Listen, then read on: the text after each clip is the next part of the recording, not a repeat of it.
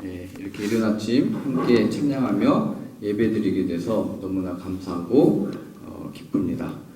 제가 이 말씀을 준비하면서 받은 은혜가 동일하게 우리 CBMC 모든 회원분들에게도 충만하게 임하시기를 바랍니다.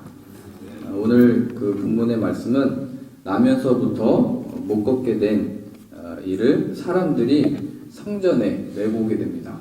그때 기도하러 가던 베드로와 요한이 그 못 걷는 사람을 보면서 이제 주목하게 되죠.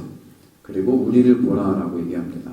그때 못 걷는 사람이 무엇을 얻을까 하여 베드로와 요한을 보게 됩니다. 그때 베드로가 하는 말이 굉장히 우리가 잘 아는 유명한 말씀이죠. 내게 은과 금 없지만 내게 있는 것으로 내게 주노니 예수 그리스도의 이름으로 일어나 걸으라 라고 얘기를 하게 됩니다. 그러니까 못 걷는 사람에게 필요한 거는 지금 구걸을 하러 나온 겁니다. 내게 필요한 것, 난 내가 돈을 벌 수 없고 내가 일을 할 수 없으니까 먹을 것 혹은 살 수 있는 돈을 원했던 건데 베드로는 그에게 무엇이 필요한지를 알았죠. 바로 예수님인 겁니다. 우리는 이 상황 속에서 이 사람이 무엇을 필요로 하지? 무엇을 도와주지? 이렇게 생각할 만한데 베드로는 이 세상과 세상에 있는 사람들과 고통당하는 사람들에게 정말로 필요한 것이 무엇인지를 알았던 겁니다. 사실 베드로에게 돈이 없거나 사람이 없었던 게 아니죠. 이미 3,000명이 넘는 사람들이 회개하고 성도로 들어오게 되고 뒤이어 나오는 말씀도 뭐냐면 5,000명이 넘는 사람들이 이제 교회로 이제 들어오게 됩니다. 그럼 그렇게 많은 사람들을 데리고 먹을 것을 줄 수도 있고 누가 좀 도와줘라 말할 수도 있는데 베드로와 요한은 그렇게 하지 않았죠. 그건 놀라운 일이었습니다. 5,000명이 와가지고 어떤 일이 일어났냐면 모든 집과 재산을 팔아서 땅을 팔아서 각 필요에 따라 나눠주고 함께 쓰게 됩니다. 그러니까 이거는 하나님의 어떤 역사였는데 우리가 흉내낼 수 없는 어떤 역사죠. 제가 한국에 와보니까 초대교회로 돌아가자 이런 얘기를 많이 듣게 되는데 이게 쉽게 이렇게 얘기할 수 없는 거죠. 누가 지금 이렇게 재산을 다 팔아서 같이 나누겠어요. 그 당시 때 일어났던 하나님의 놀라운 역사인데 베드로는 그렇게 도와줄 수도 있고 많은 사람들을 통하여 이 사람들을 도와주자 할 수도 있었지만 그는 그에게 필요했던 것이 돈이 아니고 물론 먹여야 되겠지만 먹을 것도 아니고 오직 예수님이라는 것을 알았다는 겁니다. 이 땅에 사람들이 고통받는 이유는 다른 어떤 것들 때문이 아니고 바로 하나님이 없기 때문이다라는 것을 알았다는 겁니다. 예수님이 없는 것이 고통이고 그 하나님이 없고 예수님이 없는 상태가 바로 지옥인 겁니다. 하나님 앞에 천국을 가고 지옥 간다는 의미는 천국은 바로 하나님과 영원토록 함께하는 그곳이 천국이고 하나님이 없는 곳이 바로 지옥인 겁니다. 이 땅에서도 고통받는 것이 바로 하나님이 없는 상태, 예수님이 없는 상태가 바로 이 땅이 진정으로 고통을 받는 상태고 하나님과 함께하게 된 것이 바로 은혜를 누리게 되는 상태입니다. 순간이고 시간인 겁니다. 제가 은혜를 받을 때 항상 땀이 많이 나가지고 이 은혜가 같이 있기를 바랍니다. 제가 폴란드에서 유럽에 가시면은 늘 광장이 이렇게 많이 있습니다. 그래서 이제 그 설교자들이 그 광장에서 항상 이렇게 설교를 했는데 가면은 잘 아시는 것처럼 공연하는 사람들도 많고 반면에 또 이렇게 집시도 많아요. 구걸하는 사람들도 많고.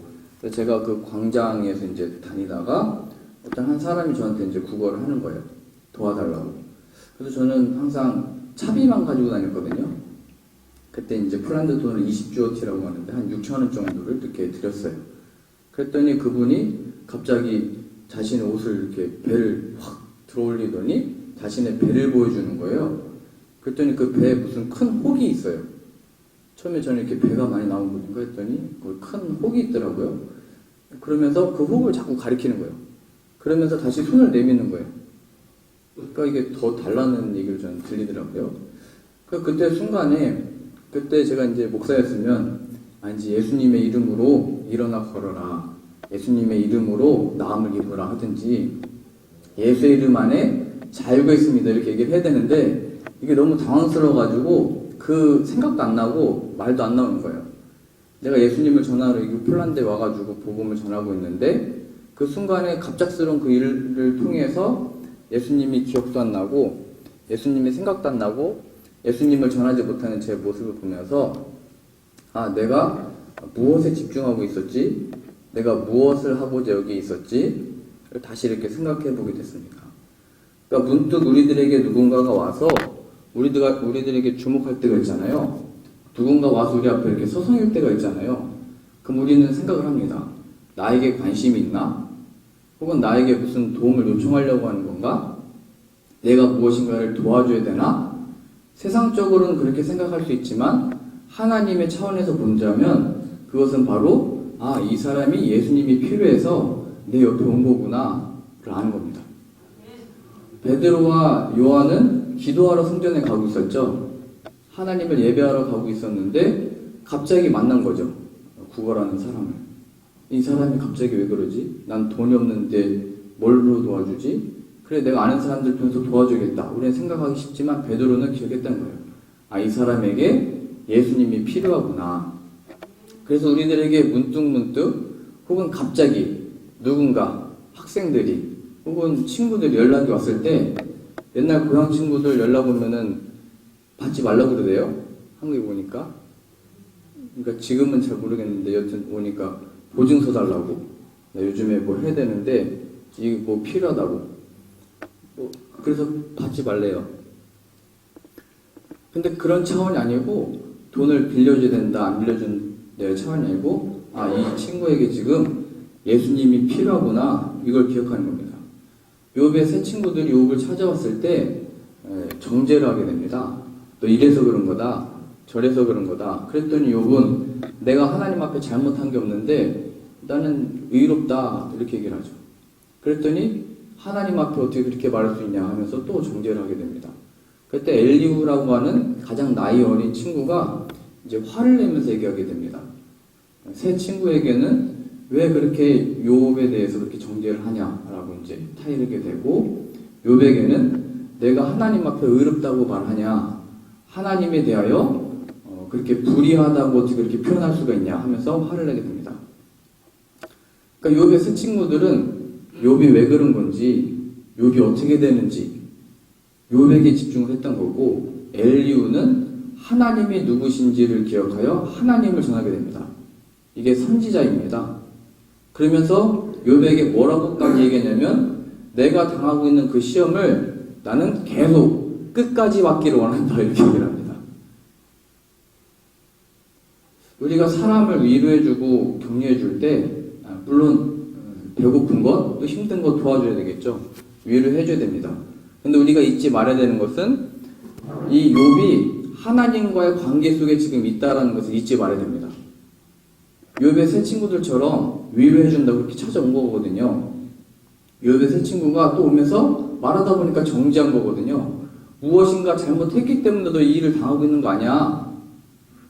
그러니까 이 세 친구들은 욥에게 집중하다 보니까 하나님을 기억하지 못하게 됐고 하나님에게서 벗어나게 된 겁니다.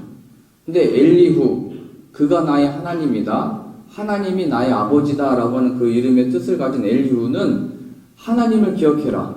하나님이 누구시냐? 너를 이렇게 다루시는 하나님은 놀랍고 신비하며 영원하시며 의로우신 분이시다. 욥은 계속 얘기했던 거예요. 그의 아내조차도 이렇게 얘기를 했죠. 너희 하나님을 저주하고 죽어버려라. 그 아내가 이렇게 얘기했다는 거예요. 왜냐면은 욥이 하나님 앞에 경건하다라고 1장부터 표현되어 있는데 욥이 갑자기 다 망한 거예요. 갑자기 몸도 다 상하게 된 거예요. 그랬더니 그의 아내는 너희 하나님 어디 계신 거야? 내가 그렇게 열심히 섬겼으면 그 결과를 받는 게 맞아? 하고 아내도 떠나버린 거예요. 그때 그 욥의 그 상황 속에 엘리후가 와서 계속 얘기하는 거예요. 너 이거는 우리가 지금 다 이해할 수 없고 알 수 없지만 하나님이 하나님을 너에게 가르치시기 위해서 주신 것이다. 그리고 나서 어떤 일이 일어나냐면 하나님이 이제 욥에게 찾아오셔서 자신을 드러내십니다. 그랬더니 새 친구들에게 많은 말을 했던 욥이 자신의 손으로 자신의 입을 가려버리게 되죠. 하나님 어떤 분이신지를 발견하게 되는 겁니다. 우리들의 역할은 하나님이 누구신지를 기억하도록 돕는 것이고, 이 땅에서 많은 사람들이 하나님이 없어서 그렇구나를 발견하게 되는 거예요. 예수님이 필요하구나, 예수님이 나에게 찾아오셨듯이 저 사람에게도 예수님이 필요합니다가 중보 기도입니다. 저 사람이 물론 강건해지고 건강해지고 사업이 잘 되고도 뭐 기도 내용이겠지만, 중보 기도는 저 사람이 정말 예수님을 통하여 하나님을 발견하게 되는 것이에요. 그래서 베드로는 얘기했던 거예요. 은과 금은 내게 없지만 내게 있는 이것으로 내게 주노니 나사렛 예수 그리스도의 이름으로 일어나 걸으라. 예수의 이름에 능력이 있는 줄로 믿습니다.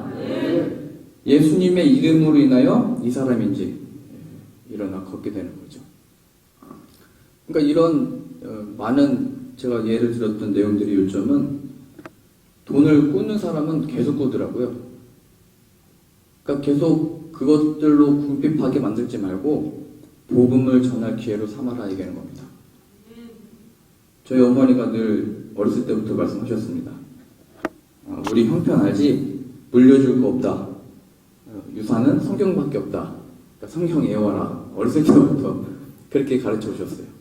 왜냐면 이 성경에 우리를 구원에 이르게 하는 진리가 있고 참된 보물이 있으니까요. 저는 이렇게 교육받은 게 얼마나 기쁘고 좋은지 모르겠어요. 그러니까 베드로도 내게 있는 것으로 내게 주노니 이렇게 표현합니다. 내게 있는 것으로. 내가 어떻게 해야 되지? 무엇을 어떻게 해서 전도를 해야 되지? 무엇으로 둬야 되지? 고민할 필요가 없다는 거예요. 하나님이 이미 가장 이 땅에서 좋고 영광스럽고 신비한 하나님의 선물을 주셨는데, 그게 바로 예수님인 겁니다. 예수님. 가장 아끼고 귀한 보물을 주신 거죠. 그래서 이것을 성경에서는 밭에 감추인 보화, 천국, 이 땅에서는 그 예수님을 알기 때문에 우리가 그 밭을, 값어치 없는 밭을 온 재산을 팔아서 산다고 표현되어 있잖아요. 초대교회 때 사람들이 온 재산과 땅을 팔았던 이유도 그것 때문에 그런 거예요. 그 예수님을 얻었고 예수님으로 인하여 충만함을 얻었던 거예요. 부족함이 없었던 거예요. 예수님 안에 만족을 얻었던 거죠. 이러한 의미에서 우리가 하나님의 부르심을 받는다라고 하는 것은, 내가 너를 훌륭하게 해줄게, 너를 성공시켜서 잘 되게 해서 크게 쓸 거야, 이 차원이 아니고 우리 안에 계신 예수 그리스도를 전하도록 부르심을 받은 거죠. 그러니까 성경이 얘기하는 거예요. 인간들이 그렇게 왕을 달라고 해서 사울을 세웠더니 그가 왕이 돼서 한 게 뭐냐? 일대 왕이에요. 그렇게 높은 자리 가서 사울이 한 게 뭐야? 죄 짓는 거예요. 다윗이 그렇게 힘있고 권력을 얻고 전쟁에서 늘 이기다가 그가 한 게 뭐야? 죄 짓는 거예요. 이스라엘 백성들에게 그렇게 원하고 바랐던 종에서 자유를 얻어 가나안이라고 하는 땅을 얻었을 때 그들이 했던 게 뭐야? 우상 섬겼던 거예요. 그러니까 속지 말래요. 세상 것으로 채워주고 채워준다고 변화되는 게 인간이 아니다라는 것을 보여주게 되는 거예요. 자녀들에게도 마찬가지죠. 저희 할아버지가 늘 이번에 명절 때 하시는 말씀이, 난 어렸을 때부터 농사를 지어가지고 내 자손에게는 손에 흙을 안 묻게 하겠다, 이렇게 말씀하시는 거예요. 또 그 다음 세대는 흙을 안 만졌는데 내 자식에게는 이 일은 안 시키겠다. 이렇게 이제 너무 고단하고 힘드니까요. 자유가 없으니까요. 시골에서도 보니까 농사 지으면 잠깐 둘 시간이 없는 거죠. 가축을 기르는데 어디 잠깐 뭐 갈 시간이 어디가 있겠어요. 사람도 삼시세끼 먹듯이 짐승도 계속 먹여야 되잖아요. 자유가 없는 거예요. 그 힘듦을 아니까 늘 말씀하셨던 거예요. 그러니까 하나님의 이 부르심이라고 하는 것, 하나님 우리를 택하셨다라고 하는 것은 이 땅에서 뭔가 훌륭하게 되고 무엇인가 잘 되게 하셔서 하나님의 영광을 드러내는 게 아니고, 하나님이 정말 우리에게 누구냐? 하나님이 우리에게 보내신 예수님이 누구냐를 전하기 위하여 우리를 부르셨다는 겁니다. 그래서 바울이 다니는 데마다 편지 쓰는 데마다 썼던 표현은 예수 그리스도의 종 바울은 복음을 위하여 부르심을 받은 종 바울은 복음을 위하여 택하심을 입은 바울은이라고 계속 표현했던 거예요. 하나님이 역사하셨으려면 힘으로 하셨으려면 전에도 한번 말씀드렸듯이 아브라함이 아니고 바로를 택하셨어야 되죠. 힘 있는 나라의 왕을 택하셔서 하나님의 능력이 얼마나 큰지를 바로를 택하셔서 그의 역사를 나타내면 됐는데 그렇게 하지 않고 자식을 낳지 못했던 아브라함을 택하셨던 거예요. 모세도 마찬가지잖아요. 살인자를 택하셔서 지도자로 세워버리는 거예요. 하나님. 다윗도 마찬가지죠. 여러 형제들 중에 그냥 양치고 있어라 했던 눈여겨보지 않았던 주목하지 않았던 다윗을 택하셔서 그를 사용하시는 거죠. 고린도전서의 표현의 말씀이 뭐냐면 이 땅에서 없는 자들, 비천한 자들, 아무것도 아닌 자들을 하나님이 택하셔서 예수 그리스도 안에서 자랑하도록 만드셨다라고 표현되어 있습니다. 우리가 얻게 된 것은 우리가 하나님의 영광을 드러내는 것은 하나님이 이 땅에서 우리를 훌륭하게 만드셔서 사용하는 게 아니고 죄인된 우리들을 위하여 이 죄로 인하여 심판받을 우리들을 위하여 아들을 아끼지 아니하시고 보내셨고 그 아들이 우리에게 생명이 되셨고 기쁨의 근원이 되셨다를 자랑하도록 하신 겁니다. 그 아들이 우리의 삶에 어떻게 지금 구원이 되는지 내 처지와 상황은 이렇게 됐지만 어떻게 그 예수님이 나의 간증이 됐는지가 바로 하나님 우리를 부르셔서 사용하는 겁니다. 그래서 베드로는 많은 사람들과 많은 돈들이 이미 모이고 있었지만 그걸로 하지 않고 예수님을 전했던 거예요. 그게 진짜니까요. 그게 내 삶의 진짜 간증이니까요. 자녀들을 위한 기도와 우리 부모들을 위한 기도도 그때 부모님께 그렇게 못해준 것, 그때 우리 자녀들에게 이렇게 못해준 것 괜찮대요. 예수님을 가서 전하래요. 예수님을 전하지 않는 일들이 괴로움인 거예요. 그게 심령이 가난한 자가 되어서 애통해야 되는 문제죠. 예수님이 없는 거예요. 우리 가정의, 관계의 모든 상황에. 그래서 우리가 하나님을 위하여 택하심을 받았을 때 우리에게 주신 은사들이나 잘하는 우리 다 어떤 직업들이 있으시잖아요. 내 전문 분야가 있잖아요. 그럼 이걸 왜 주셨나? 왜 이걸 또 잘 되겠냐라고 했을 때 그것들이 다 바로 복음이 필요하고 복음을 드러내기 위해서죠. 우리가 각자 다 필요에 따라 하나님이 보내신 거거든요. 필요에 따라 주신 거고. 어느 날인가 폴란드에서 귀국하셨을 때 이런 얘기를 하시더라고요. 많이 물어본 게 두 가지인데 한국에 가면 어떤 교회를 가야 됩니까? 여쭤보시고 두 번째는 우리 애 학교를 어디로 보내야 됩니까? 요즘 한국 학교가 아이들이 입이 거칠고 뭐 생각이 저는 또 다른 세대인데 많이 다르대요. 많이 바뀌었대요. 저도 아이들 학교 보내보니까 아이들이 욕을 다 한대요. 그래서 우리도 해도 되네요. 그래서 제가 혼날래? 그랬는데 그래가지고 이 학교를 보내야 될지 저 학교를 보내야 될지 이 학교를 보내야 될지 뭐 한 세 군데를 얘기하더라고요. 그래서 그때 저도 고민했던 거는 하나님의 사람들은 여기도 필요하고 저기도 필요하니까 보내시면 된다고. 하나님 일꾼들이 여기도 필요하고 저기도 필요한 거라고. 그래서 우리가 다양한 재능들과 이 힘을 가지고 있는 이유도 다양한 그곳에 가서 다양한 사람들을 만나는 겁니다. 이게 무슨 귀천이 있는 게 아니고 하나님의 뜻에 따라 능력을 주시고 맡기신 겁니다. 이런 의미에서 왜 좋은 도구들을 이렇게 나타내고 선전하면 그걸 광고라고 그러잖아요. 좋은 도구들이요. 근데 그 좋은 도구들로 작품을 만들어내면 예술이라고 그럽니다. 하나님이 우리에게 주신 어떤 특별한 재능들이 있으시잖아요. 다 재능들이 많으신데 그 재능들을 나타내면 성경에 말하는 대로 자랑이 되는 거고 근데 그 도구들을 가지고 하나님을 드러내는 도구로 삼으면 그걸 예배라고 그러고 전도라고 표현을 합니다. 그래서 이거를 주는 거는 물론 뭐 예전에 뭐 배워서 남을 줘라 이런 가르침이 유행을 했었는데 그런 차원이기보다 이 모든 것을 동원하여 하나님께 드려서 복음을 드러내는 수단으로 쓰라는 겁니다. 베드로에게 많은 것들이 이제 주어지고 많은 것들이 행해지고 있을 때 그가 주목시켰던 것은 왜 우리의 개인의 경건과 능력으로 이 일이 일어난 것처럼 우리들에게 주목을 하느냐? 많은 사람들이 주목을 했어요. 나면서부터 못 걸었던 사람이 걸으니까요. 이게 얼마나 신비한 일이에요. 얼마나 능력이에요. 이게 얼마나 큰 기적이에요. 평생에 걷지 못했던 그 사람. 근데 그것도 하나님이 쓰신 거죠. 지금 베드로를 통해서. 무엇을 통해서 쓰신 거냐면 예수의 이름이 무엇이냐. 예수의 이름이 너희들에게 무엇이냐. 사람들은 그것을 고친 사건과 고쳐낸 베드로에게 주목을 한 거예요. 이게 구약식으로 보자면은 베드로는 옷을 찢었어야 되죠.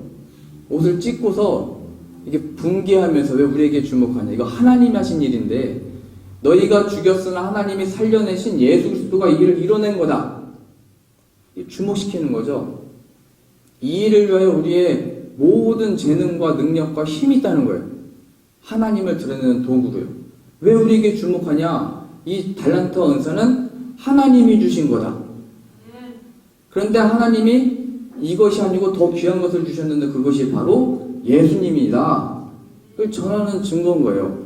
너도 기도하면 이 능력을 얻을 수 있어. 너도 기도하면 저 어렸을 때는 너도 공부 잘할 수 있어. 이렇게 가르쳤는데 공부는 똑똑한 사람이 잘하잖아요. 열심히 하고.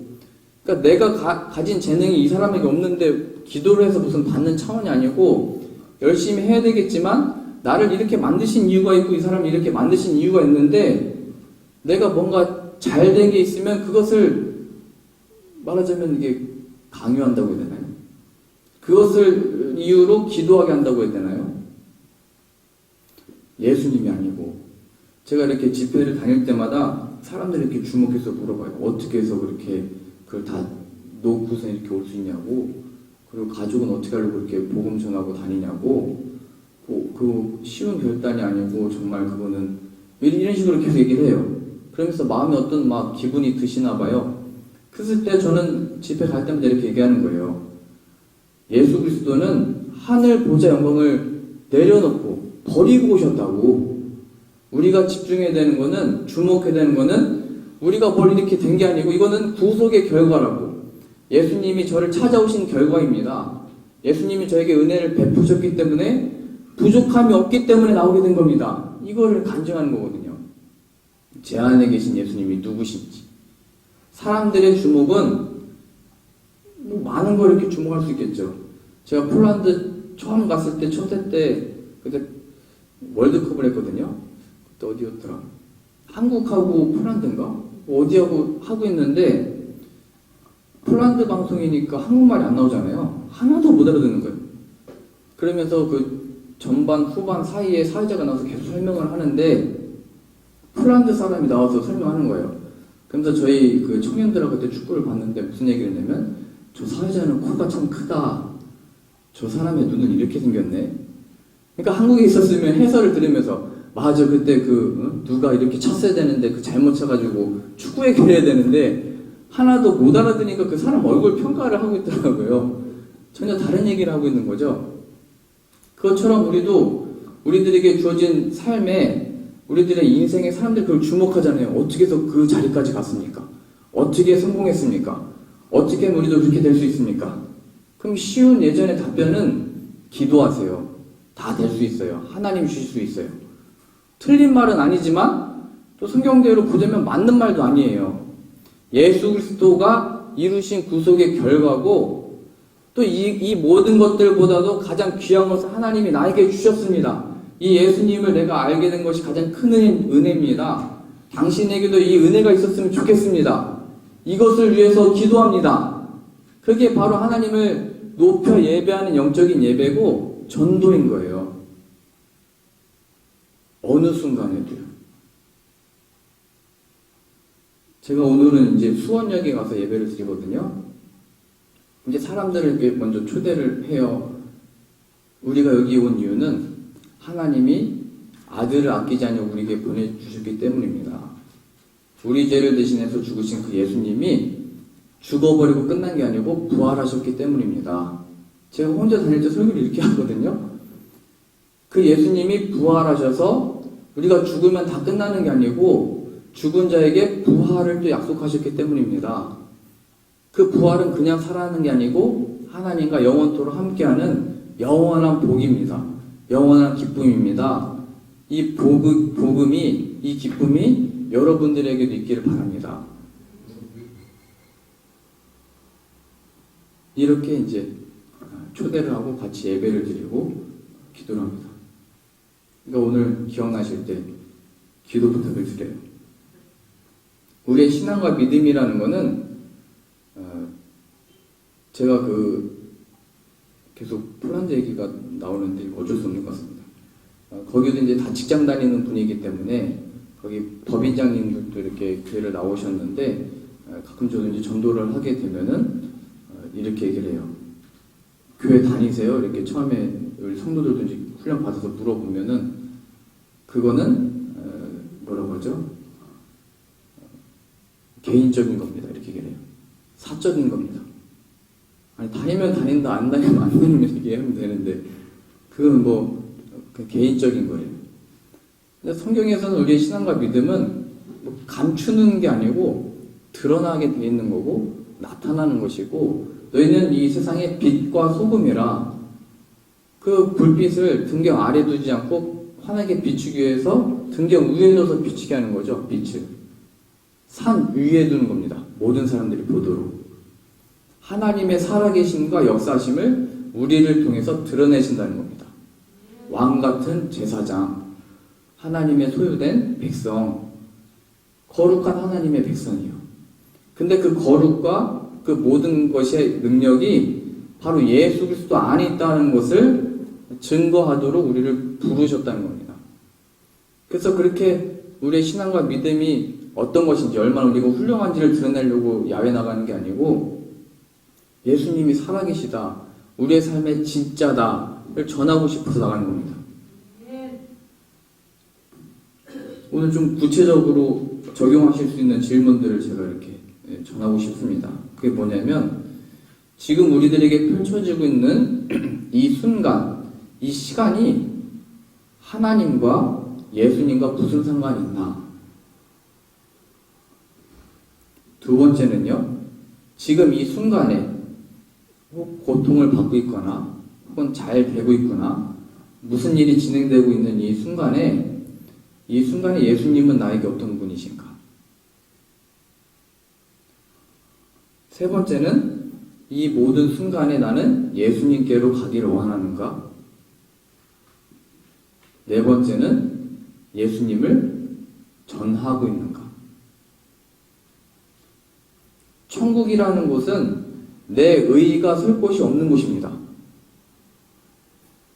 오직 하나님의 의만 있는 곳이죠. 그 의로 충만하게 돼서 우리도 충만하게 되는 그곳이고 하나님의 거룩을 인하여 우리도 거룩하게 되는 그곳입니다. 예수 그리스도를 통하여 우리가 이 예수 그리스도를 기억하지 못하고 이 질문에 대한 답변을 하지 못한다면 영적으로, 육적으로는 풍족하다 할지라도 영적으로는 나면서부터 못 걷게 된 이와 다를 바가 없는 겁니다.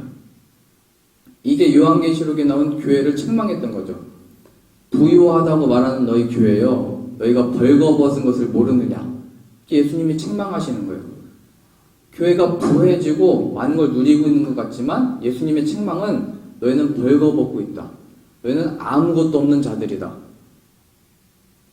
회개하고 돌이키라라고 얘기합니다. 우리가 만일 우리의 삶에 예수 그리스도가 아니고 다른 것을 붙들고 다른 것을 향하고 있고 다른 것을 증거하고 있다면 또 그 증거하고 있는 게 나라면 나면서부터 못 걷게 된 이와 같은 상태인 겁니다. 그 상태가 뭐냐면 무엇을 먹을까? 무엇을 입을까? 이거죠. 무엇을 마실까? 내일에 대한 염려, 세상의 염려로 가득 찬 우리의 상황입니다. 이 못 걷게 되는 이유는 다른 사람의 들려서 나 이제 누구의 도움을 받지? 누구의 인도를 받지? 누구에게 구걸하지? 오늘은 누가 나에게 줄 수 있을까? 요거에만 관심 있는 사람이죠. 혹은 자신의 처지에 대해서 나는 나면서부터 안 돼 라고 하는 모든 거에 매여 있는 거예요. 근데 예수 그리스도의 능력이라고 하는 것은 이 모든 매인 거로부터의 자유이고 모든 상처로부터에서도 회복이며 예수 그리스도가 이 모든 것들로부터의 영광과 기쁨이라는 거죠. 아니면 반대로 우리가 못 걷는 이처럼은 아니지만 베드로가 이런 능력을 행했을 때 그 사람에게 주목하는 사람일 수 있습니다. 베드로 같은 사람이 나와가지고 고쳤어. 어디 가서 그 기도받으면 뭐가 된대. 이 능력이 어디 가면 일어난대. 라고 하는 사람에게 주목하는 일이 일어날 수 있습니다.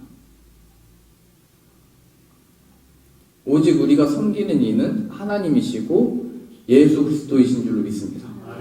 우리가 전하는 것은 우리를 전하는 게 아니고 오직 우리의 주 대신 예수님을 전하도록 부르심을 받은 겁니다. 하나님 예수 그리스도는 창조주시며 모든 죄에서 자유케 하시는 하나님이십니다. 그 이름 대신 예수 그리스도의 이름으로 충만케 되어지는 저 여러분들 다 되실 수 있기를 바랍니다. 그래서 결론으로 엘리후와 같이 이제 욥하고 잘 지내려면 이 사람하고 뭐 어떻게 하려면 어떻게 해줘야 되지? 라고 하는 차원에서 엘리후가 하나님을 기억해라. 예수님이 필요하다. 이 진리로 나아가라. 이렇게 얘기했던 것처럼 그럼 그때부터 하나님 직접 욥에게 찾아오셔서 말씀하시는 거예요. 전도하면 그 다음부터 하나님이 역사하시는 겁니다. 예수 그리스도의 그 구속 사역을 얘기하면 하나님이 그때부터 그 사람 안에 역사하셔서 하나님이 그를 바꾸기 시작하는 겁니다. 또 오늘 베드로와 같이 못 걷는 사람에게 다른 것이 아니고 예수 그리스도의 이름을 전함으로 예수의 이름으로 걸어라. 예수의 이름에 생명이 있다. 예수의 이름에 기쁨이 있다. 예수의 이름에 소망이 있다. 예수의 이름에 회복이 있다. 예수의 이름에 구원이 있다. 또 우리의 삶 가운데 능히 전하실 수 있는 저 여러분들 다 되실 수 있기를 바랍니다. 오늘 그 말씀 마치기 전에 우리 다 같이 한번 기도했으면 좋겠습니다. 기도하실 때 오늘 말씀 증거했던 것처럼 이 말씀 붙드셔서 우리가 우리의 삶 가운데 오직 예수님을 알기 원합니다. 또 베드로처럼 우리도 많은 사람들을 도와주고 위해주고 섬겨왔지만 정작 베드로가 말했던 것처럼 은과 금은 내게 없거니와 내게 있는 이것을 내게 주노니 우리에게 있는 가장 큰 보물이며 기쁨이며 생명 되신 예수님을 전하지 않았습니다. 오직 이 예수님을 전하는 자 내게 주시고 이 예수님이 나에게도 참된 생명이요 나에게 허락해 주신 가정과 이웃에게도 이 예수님이 정말로 살아있는 능력이요 생명과 구원이 되게 하여 주옵소서. 우리 주여 한번 크게 외치시고 합심하여 기도하겠습니다. 주여! 하나님 우리에게 허락하신 예수 그리스도의 이름의 능력에 붙들림 받는 우리의 삶 되어지도록 인도하여 주옵소서.